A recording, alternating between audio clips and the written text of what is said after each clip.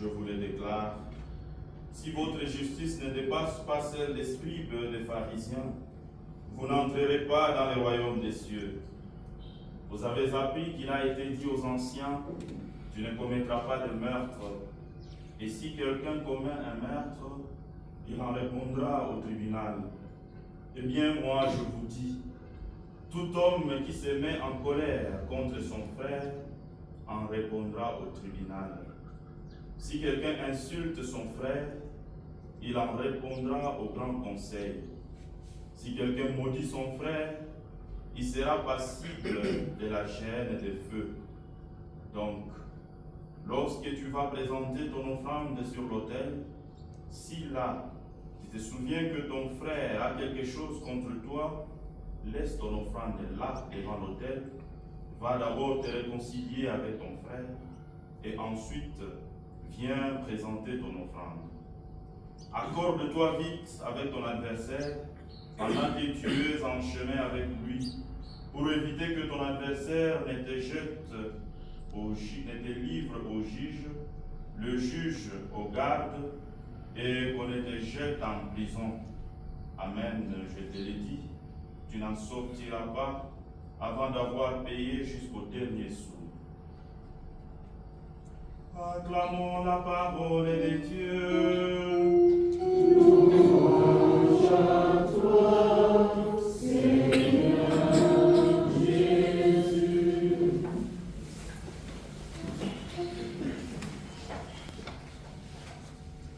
Frères et sœurs dans le Christ, bonjour. Bonjour. Shalom. Shalom.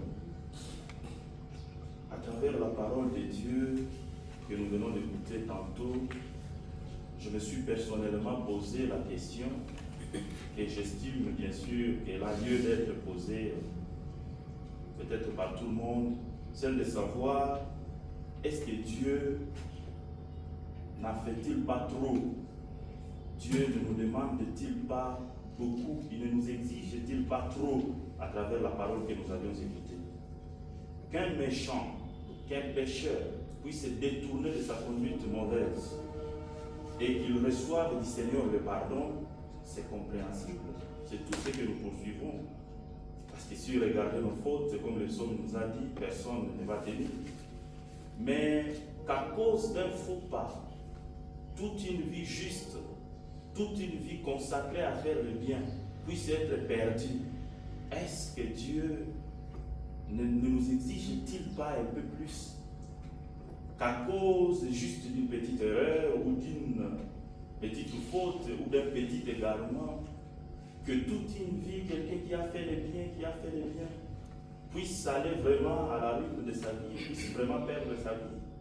Chers frères et sœurs, pour comprendre le message que le Seigneur veut nous livrer à travers ces paroles qui semblent avoir un ton assez radical, je voudrais nous mettre un peu dans le contexte dans lequel le prophète Ézéchiel adresse ces paroles du Seigneur à son peuple. Nous sommes là dans une période, d'ailleurs si nous lisons les livres même d'Ézéchiel, les livres étaient par ces refrains qui estiment et qui parlent de la responsabilité de l'homme devant ce choix, pour dire que chacun répondra de ses actes, chacun sera devant le Seigneur et il répondra selon ce qu'il aura fait. Et donc, pendant cette période du prophète, une croyance selon laquelle véhiculait une maxime qui disait que les anciens ont mangé les raisins verts et ce sont les enfants qui en ont les dents pourries. Les parents ont mangé les raisins verts et les enfants ont les dents pourries. Et alors le Seigneur, par la bouche du prophète, proclame à ce peuple-là pour dire qu'il y aura maintenant l'imputabilité de l'action. C'est chacun qui répondra de son action. On n'aura plus à dire que c'est à cause des péchés de mes parents que je suis en train de subir ceci, c'est à cause des fautes des autres ou de mes prédécesseurs que je suis en train de subir cela. Et donc, le Seigneur dit à son peuple que c'est la relation entre moi et toi qui compte, et non plus penser que c'est à cause de cette relation ancienne que Dieu avait avec nos parents que je suis en train de subir ce que je suis en train de subir aujourd'hui. Et donc, si tel est le contexte dans lequel le prophète arrive à prononcer aussi ces paroles, Nous voyons tout simplement qu'en nous adressant ces paroles, quel que soit ce ton radical, le prophète nous dit tout simplement que Dieu n'est pas incomptable des bonnes actions ou des mauvaises actions des êtres humains. Les actions ne comptent pas devant Dieu, mais ce qui compte devant Dieu, c'est ce que traduisent ces actions-là que nous posons. Et que traduisent ces actions? Soit ces actions nous rapprochent de Dieu, soit ces actions nous séparent de Dieu. Et lorsqu'il y a séparation d'avec Dieu, c'est là qu'il y a la mort. Parce que l'homme est appelé, il est créé pour vivre en étroite communion avec Dieu. Et lorsque l'homme se sépare de Dieu, et c'est ça déjà sa mort. Et donc, ce n'est pas comme une balance où on peserait, je fais ceci, je fais cela, je fais cela, je fais cela. Non. Mais ce qui compte, c'est ce que traduisent les actions que nous commettons. Tu as fait ceci, tu as fait ceci, tu as fait cela, qui sont considérées comme des actions bonnes, bien sûr, c'est bien. Mais après, tu t'égares du Seigneur par l'action que tu viens de commettre. Le fait que tu te sois égaré du Seigneur par l'action que tu viens de commettre, tu t'es exclu toi-même de cet amour de Dieu, de cette miséricorde de Dieu et de ces pardons de Dieu. Et donc, tu t'es livré toi-même à la mort, et alors tu meurs à cause de cette action qui t'égare du Seigneur. Chers frères et sœurs dans le Christ, shalom. Shalom. Plus dur et radical que peuvent sembler paraître ces paroles, mais très simple pour nous à comprendre dans nos vies. Nous pouvons prendre un exemple très banal, par exemple le meurtre, c'est lui qui tue. C'est une action, et nous savons très bien que dans l'Église, on nous enseigne que le péché nous sépare de Dieu. Et en tuant, en commettant ce meurtre ou ce viol, je ne sais pas quoi encore, quel genre de péché, nous nous égarons nous-mêmes de Dieu. Et celui qui commet, par exemple, celui qui malgré ses péchés s'avance vers le Seigneur tel qu'il est, eh bien, il se dispose à recevoir le pardon de Dieu et il s'approche de Dieu. Ainsi, donc, sa relation devient étroite et unie à Dieu. Et lorsqu'on est uni à Dieu, on a la vie. Lorsqu'on est uni à Dieu, on peut vivre parce que c'est lui, on a été créé pour lui. Et c'est qu'en étant en relation avec lui qu'on a la vie et la vie éternelle. Ainsi donc, chers frères et sœurs, le Seigneur regarde plus notre relation avec lui. Et cette relation, voulais-je dire, est définie par ce que nous posons. Et ces temps de carême, c'est un temps favorable. Et rétablir davantage cette relation avec ces dieux-là, avec notre Père. Et travailler davantage pour que cette relation, qu'elle ne soit pas une relation de délestage. Une fois rétablie, qu'elle demeure. Parce que si nous nous séparons de lui, c'est déjà notre mort. Et donc nous devons fournir davantage des efforts. C'est un temps favorable que l'Église nous donne pour que nous puissions sceller, ce que je voudrais dire, serrer et souder encore cette relation que nous avons avec Dieu. Et c'est ce que dans l'Évangile, le Seigneur vient nous amener dans cette relation d'amour d'une manière parfaite. Il nous amène à la perfection de cette relation avec notre Père, en nous donnant bien sûr cette justice nouvelle qui découle tout simplement de sa loi nouvelle, qui est celle de l'amour. Si vous vous souvenez bien, il y a 4 ou 5 semaines, le père Benjamin ou Aristote nous disait ici, dans son homélie, lorsqu'on exploitait les récits génésiaques, il nous disait de la violence qui est entrée dans le monde, qui est entrée dans la création déjà à travers la transgression. La transgression, voulais-je dire, la désobéissance de nos grands-parents. Et comme cette violence est entrée, elle ne faisait que grandir. Et la parole de Dieu, si nous regardons bien, depuis l'Ancien Testament jusqu'aujourd'hui, aux paroles que le Christ prononce, le Seigneur est en train de vouloir limiter toujours cette violence-là qui ne faisait que grandir.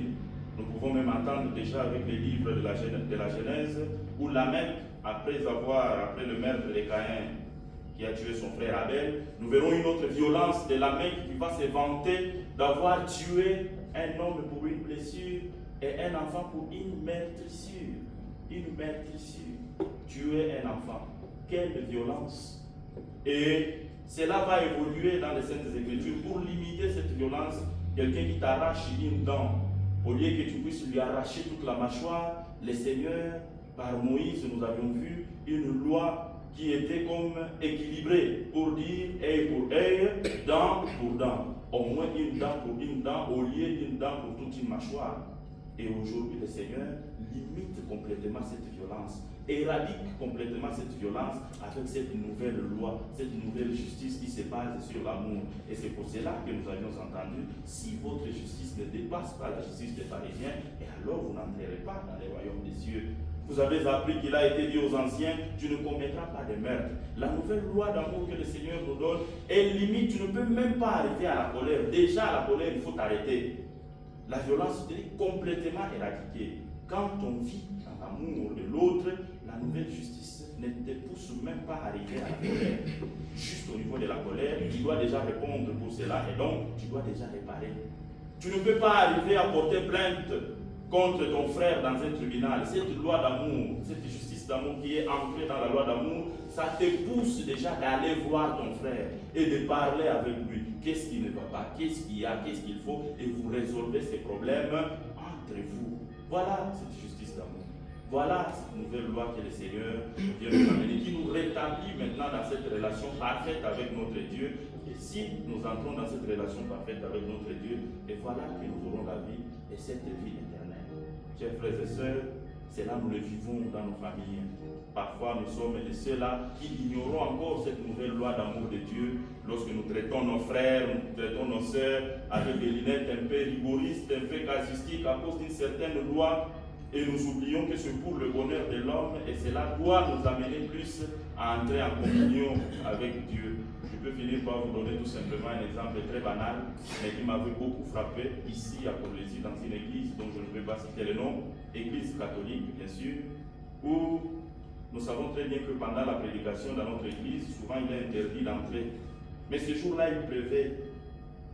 Et une maman vient avec un bébé, comme il pleuvait, les Balina au Salam disent à la maman de ne pas entrer dans l'église parce qu'on était en train de prêcher.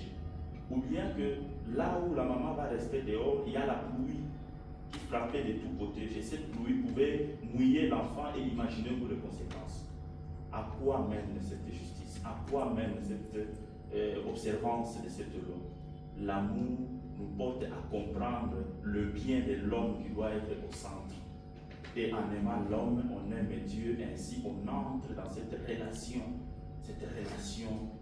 qui nous fera vivre et qui nous fera échapper de la mort. Frères et sœurs, prions donc au cours de cette célébration eucharistique de mettre en profit ce temps de carême, de travailler davantage notre relation avec Dieu pour que cette relation soit solide et qu'elle puisse demeurer, et de voir dans toutes nos lois, dans toutes nos justices, que l'amour qui est la base de cette justice nouvelle que le Seigneur nous apporte soit le centre de tout ce que nous sommes en train de faire. Ainsi, pour la plus grande gloire de notre Dieu et pour notre salut. Le Seigneur soit avec vous. Et avec votre esprit.